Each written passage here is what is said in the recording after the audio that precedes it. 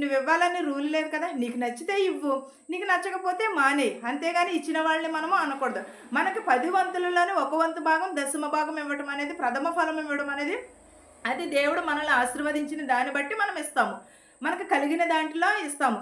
ఉపదేశకులకు ఉపదేశించిన వారికి మంచి పదార్థములన్నిటిలో భాగము ఇవ్వమని అని అంటున్నాడు. మంచి పదార్థములన్నిటిలోనూ కూడా ఒక భాగం ఇవ్వమంటున్నాడు. మోసపోకుడి, దేవుడు వెక్కిరింపబడును. మనుషుడు ఏమి విత్తునో ఆ పంటనే కోయును. నిజముగా కదండి. మనం ఇది ఎంత ఇస్తామో దేవుడు ఆశీర్వదించి తిరిగి మనకి 10 రెట్లు ఇస్తానని చెప్తున్నాడు. ఇచ్చిన దాంట్లోనే 1 వంతు భాగమునే తిరిగి మనకి అదే ఆశీర్వదించి 10 వంతులు మనకి ఇస్తానంటున్నాడు. మనం ఏమి విత్తుతామో అదే కోస్తాం.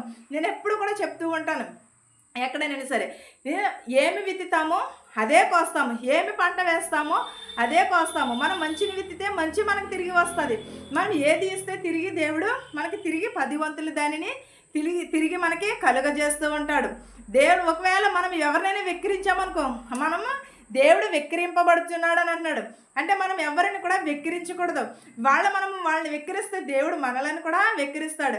కానీ మనం ఏం చేస్తామంటే ఈరోజే మనది, రేపు మనది కాదు. ఈ నిమిషమే మనది, మరు నిమిషము మనది కాదు. కానీ రేపు ఏమి సంభవించినా కూడా ఎవరికి కూడా తెలియదు. అలాంటినప్పుడు మనం ఏమిని కలిగి ఉండాలి? మన నోరును మనము స్వాధీనంలో ఉంచుకోవాలి. మనం మనుషులం కదా, నిరీక్షణను కోల్పోతాం. కానీ అలాంటి నిరీక్షణను కోల్పోకోకుండా దేవుడు ఏమంటున్నాడంటే, ఒకవేళ మీరు వెక్కిరిస్తే దేవుడు వెక్కిరింపబడును అని అంటున్నాడు. వెక్కిరింతల పాలనుడు.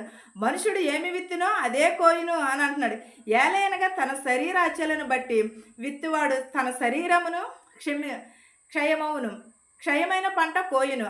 ఆత్మను బట్టి విత్తువాడు ఆత్మను నిత్య జీవమును పంట కోయును. ఇలాగే నేను ఒక ఆమెని